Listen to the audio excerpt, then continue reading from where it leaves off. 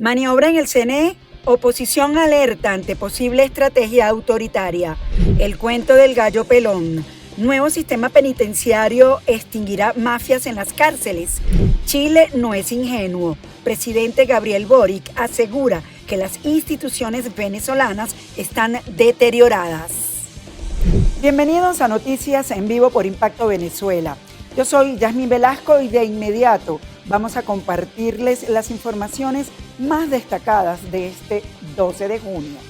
Las recientes declaraciones del rector del CNE, Juan Carlos del Pino, que demuestran decisiones sin consultas con la Junta Nacional Electoral, han generado alerta en la oposición venezolana, que sostiene que pudiera ser parte de una estrategia para generar desconfianza en el ente comicial y en consecuencia abstención para los comicios del próximo 28 de julio. Joan Álvarez nos explica. Ante las recientes declaraciones de uno de los rectores del Consejo Nacional Electoral que dejan en evidencia el autoritarismo con que maneja el organismo Elvis Amoroso, la oposición venezolana informó que están en comunicaciones con algunos de los rectores y sostienen que están preparados ante cualquier estrategia que posiblemente intente sacar del juego tanto a la tarjeta de la Mesa de la Unidad Democrática como al candidato Edmundo González Urrutia. Esta plataforma unitaria ya se hicieron contactos debidos. Se tendrá reuniones de la plataforma unitaria con rectores del Poder Electoral y poder entonces avanzar un poco en lo que denunciaba el rector del Pino. Si bien el rector Juan Carlos del Pino responde a la cuota política de la oposición dentro del ente electoral, la plataforma unitaria sostiene que estas declaraciones pudieran ser utilizadas por el gobierno de Nicolás Maduro para generar desconfianza y abstención. Ante eso, decirles a los venezolanos que vendrán situaciones que van a buscar generar desconfianza en el proceso electoral, generar que no vale la pena votar. Y tenemos que superar este nuevo obstáculo y decirle a los venezolanos que, como lo hemos hecho en los últimos meses, ese gran obstáculo de desesperanza hay que superarlo, movilizarnos y votar entonces, Dios mediante, este 28 de julio. Un Consejo Nacional Electoral sin directorio desde el mes de marzo sugiere que el retiro de la invitación de observación electoral a la Unión Europea fue tomada unilateralmente por Elvis Amoroso. Sin embargo, independientemente de este escenario, la oposición insiste en la observación ciudadana. Nosotros no sabemos si fue unilateral o no es unilateral. Nosotros tendremos en las próximas horas contacto con rectores del Consejo Nacional Electoral y ya escucharemos todas las versiones que hay. Por su parte, el exrector del Consejo Nacional Electoral y también candidato presidencial Enrique Márquez confirmó que existe una violación del poder electoral que deja en evidencia el autoritarismo con que se toman las decisiones en el ente comicial. El presidente Amoroso está violando la ley del poder electoral, porque la ley del poder electoral habla no del presidente del CNE para la toma de decisiones, sino del directorio del CNE, del propio Consejo Nacional Electoral. Es decir, que hay una violación mayor. Las decisiones no las toma el presidente. Las decisiones las puede sugerir el presidente o cualquier rector, pero las toma el cuerpo del Consejo Nacional Electoral. Importante destacar que desde las diversas fuerzas que integran a la plataforma unitaria han restado importancia a la propuesta de una firma de un acuerdo que reconozca los resultados que anuncia el Consejo Nacional Electoral el próximo 28 de julio, porque sostienen que en las negociaciones de Barbados ya están acordados estos puntos en materia electoral. Desde Caracas, Joan Álvarez, somos Impacto Venezuela. El presidente Nicolás Maduro ha enfatizado la importancia de erradicar la corrupción en las cárceles mediante un nuevo sistema penitenciario. Sin embargo, expertos sostienen que para ello se necesita no solo una millonaria inversión, sino también un cambio de gobierno que evite el nacimiento de otros grupos criminales. Génesis Pérez nos amplía la información. El presidente de la República, Nicolás Maduro, ha hecho un llamado a la construcción de un nuevo régimen penitenciario en el país con el objetivo de acabar con la corrupción dentro del sistema y combatir las prácticas corruptas que han afectado a las instituciones penitenciarias. ¿Cómo funcionará un nuevo sistema carcelario para evitar el nacimiento de nuevas bandas criminales? Esto nos dice el abogado y experto en criminología Luis Isquiel. Mientras siga el gobierno de Nicolás Maduro, dudo que esta situación del desastre carcelario vaya a cambiar. Se han ofrecido varios planes en el pasado, como por ejemplo uno que se llamaba la Callapa penitenciaria, aprobaron un código orgánico penitenciario, han cambiado varias veces de ministro pero no da resultado estas políticas. Este anuncio puede ser visto como parte de una estrategia más amplia del gobierno de Maduro para reforzar el control y mejorar la gobernanza dentro del país en medio de una crisis política y económica prolongada. La implementación de un nuevo régimen penitenciario podría implicar reformas estructurales significativas, incluyendo la modernización de las instalaciones, capacitación del personal y medidas más estrictas para prevenir y sancionar actos corruptos.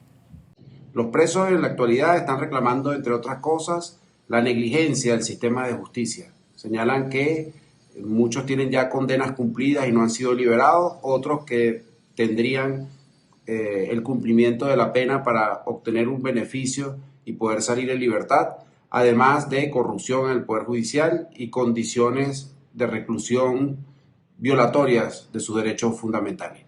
La efectividad de estas medidas dependerá de la voluntad política para llevar a cabo las reformas prometidas y la capacidad de las autoridades para enfrentar los desafíos inherentes a la transformación de un sistema que se ha visto altamente afectado por la ineficiencia. Génesis Pérez para Impacto Venezuela. A propósito de la captura en plena frontera con Venezuela de alias JJ, explosivista de las FARC, los cuerpos de inteligencia de Colombia revelaron que el líder guerrillero ordenó el ataque terrorista en el aeropuerto Camilo Daza en 2023 y que además conformaba milicias urbanas en Cúcuta para acabar con las bandas criminales de origen venezolano como Tren de Aragua y AK-47. Marinet Glot nos trae todos estos detalles. John Jairo Herrera Palencia, alias JJ, explosivista del Estado Mayor Central de las FARC, fue capturado en el barrio Ospina Pérez del norte de Santander, Colombia, tras varias semanas de trabajo de inteligencia. Alias JJ contaba con 6 años en la organización delincuencial y era el encargado de realizar actividades de inteligencia criminal, materializando sus tentáculos en los municipios de Ábrego, Ocaña, Tibú y la ciudad de Cúcuta, norte de Santander. Este sujeto también sería el encargado de activar las redes urbanas de este grupo armado para atentar contra la vida e integridad de integrantes del grupo GSO, de grupos de GSO en Cúcuta, y estaría en la coordinación de homicidios delictivos en la ciudad. Amigos de Impacto Venezuela, hace algunas semanas, alias JJ, líder de las disidencias de las FARC, había hecho un video viral en el que amenazaba a miembros del AK-47 por sembrar el terror en el norte de Santander. Donde algunas bandas organizadas, como la llamada AK-47, ha venido generando una serie de amenazas a los comerciantes y a los empresarios y a la gente del común. También queremos informar y hacer claridad que tenemos las pruebas en Ocaña por parte del Gaula y algunos funcionarios de la policía trabajan de la mano con estas bandas. Trascendió que alias JJ se trasladó desde el Catatumbo hasta Cúcuta para instalarse y conformar las redes urbanas con fines subversivos. Marinet Glot, somos Impacto Venezuela. Ahora vamos a revisar información internacional que destacan portales en la web. Comenzamos con impactovenezuela.com, que titula lo siguiente: comienza la transición en México. Sheinbaum pone énfasis en la migración y su relación con Estados Unidos. El aún presidente mexicano Andrés Manuel López Obrador se reunió con la mandataria electa Claudia Sheinbaum para conversar sobre los aspectos claves del país. Para Sheinbaum, el enfoque de migración, al igual que el de su futuro predecesor, es la atención a las causas que provocan que las personas salgan de sus países. También detalló que en un encuentro informal con los representantes de Estados Unidos abordaron temas como comercio, seguridad y migración. Gabriel Boric asegura que en Venezuela las instituciones están deterioradas. El presidente de Chile aseveró que su país no es ingenuo en torno a la justicia y el caso del exteniente Ronald Ojeda, asesinado en febrero, y por ello opina que las instituciones están claramente deterioradas. Boric también cree que las declaraciones de las autoridades venezolanas sobre el caso son irresponsables y enfatizó que que Chile, junto a sus instituciones, son serios irresponsables. Buques de guerra de Estados Unidos siguieron a flota rusa que se dirige a Cuba. Según informaron fuentes oficiales estadounidenses al diario Miami Herald, la Marina de Estados Unidos desplegó buques de guerra y aviones, luego que los buques enviados por Moscú navegaran el martes a menos de 30 millas de la costa del sur de Florida. El viaje de la flotilla rusa también podría ser una escala en algún punto de Venezuela.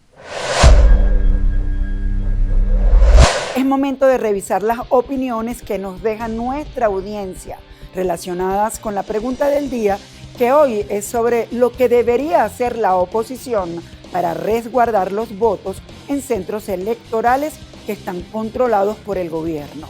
Varios usuarios aseguran estar dispuestos a cuidar los votos ellos mismos. Veamos. El pueblo esperará el conteo afuera de los centros de votación y contabilizar cada resultado en las redes. No debemos abandonar los centros electorales porque la lucha es hasta el final. Vamos a cuidar los votos igualmente, pero también algunos opinan que en el caso de los centros en cárceles y cuarteles, la oposición no tiene acceso para cuidar esos votos. Lo único sería pedir la nulidad de esos centros. No debe haber restricciones para los testigos de mesa y el pueblo debe mantenerse en los centros de votación. La oposición debe enviar muchos más testigos en los lugares estratégicos. Gracias por sus opiniones y acompañarnos esta noche en nuestro programa. No olviden seguirnos en las redes sociales y suscribirse a nuestro canal de YouTube. Un abrazo y hasta mañana.